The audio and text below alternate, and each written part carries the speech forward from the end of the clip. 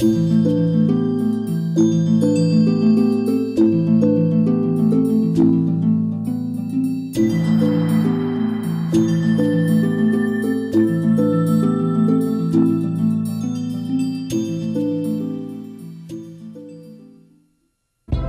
is a reality more present than now, not perceived yet felt, near us, through us, a reality, transcendent, sublime, with light awaiting, across the passage we call death.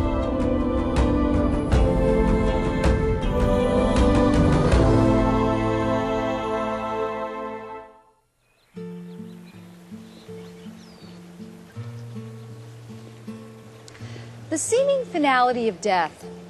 Is it really the end of existence?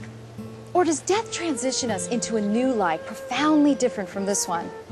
The answers we'll hear today will affirm our deepest spiritual hope. Hello, my name's Elizabeth Cedillo. As a religious educator and national media host, I found no other subject presents more challenges to our faith, our comfort, and our state of well-being than death, dying, and especially the resulting grief.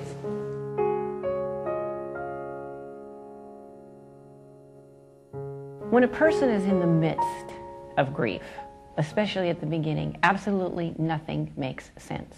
If you were insisting to me that you were sane and you were okay now, I would say something's wrong with you. Because you're in pain, you're hurting, of course you're going crazy.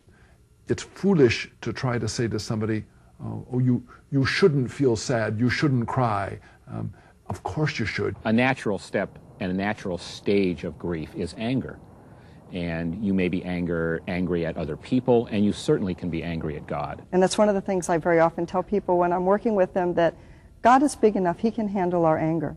And it's amazing, you know, in our culture today, people say, don't talk about things like that. People don't want to hear about that. Oh, the person who's involved wants to talk about that. God gives you the potential for being healthy, but it isn't going to happen unless you take responsibility for healing yourself. I've been told this by the bereaved. I need somebody to be there so I can tell my story over and over again until it no longer devastates me.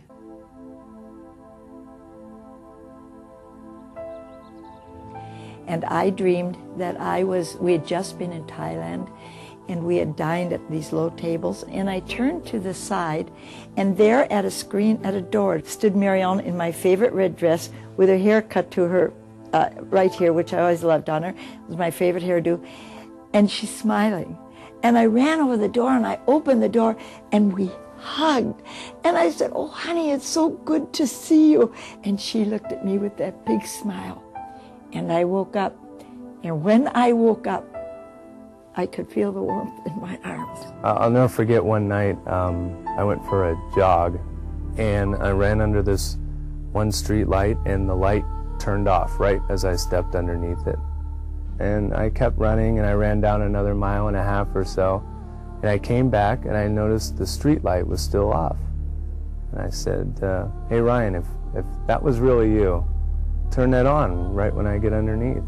And no kidding, I walked and I took one step, even with the light, and it shined brighter than all the other lights. My brother died now 11 years ago, and I remember having one dream where I know Mark was there.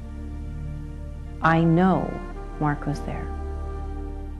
I was dreaming. And I was dreaming, and I was saying to someone in my dream, if only I had Charlene, I want to say goodbye to Charlene. I want to hold her in my arms. If I could just say goodbye to her again. And the answer in the dream was, you did say goodbye to her when you held her in your arms and told her you loved her. With that, I woke up. I'm in a pitch black room. We have dark drapes. The doors in the bedroom are closed. There's no light in there. I look over, and on her side of the bed, there's a circle of light. There's no beam of light. It's just a circle of light at the foot of the bed. All of a sudden, this whole sense of peace just flowed over me. what's happening now is that the barriers are gone.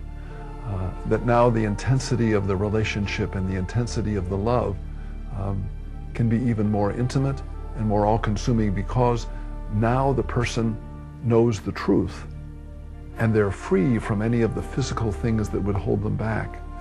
And I'm believing if God is in control and God is in everywhere, and these spirits of those that we love are alive and free, and they're still desiring to touch us and still desiring to allow that presence to be there, why not? Why not? And so I think we need to pay respect to that yearning and that calling to the reality of a life after death, and a communication with those who have died with us in a very beautiful and rich way. This life is prelude. This life, as most of us know, as we age, goes very, very quickly. And eternity is forever. And I believe very, very strongly that we are given this time to learn to love. We have our belief in faith that yes, indeed, there is that life hereafter. There is no closure because it's not the end, it's the beginning.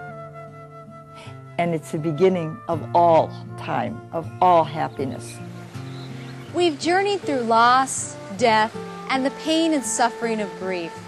We've also witnessed the very real experiences of feeling the presence of loved ones beyond death, and the magnificent hope of reuniting with them again one day. This has been more than a journey of loss. It has been a discovery and a reawakening of hope. A hope that we at Journeys Project pray you will take with you and hold close to your heart, fully realizing the greatest truth of all: love never dies. For Journeys Project, I'm Elizabeth Cedillo. May God bless you and give you peace always.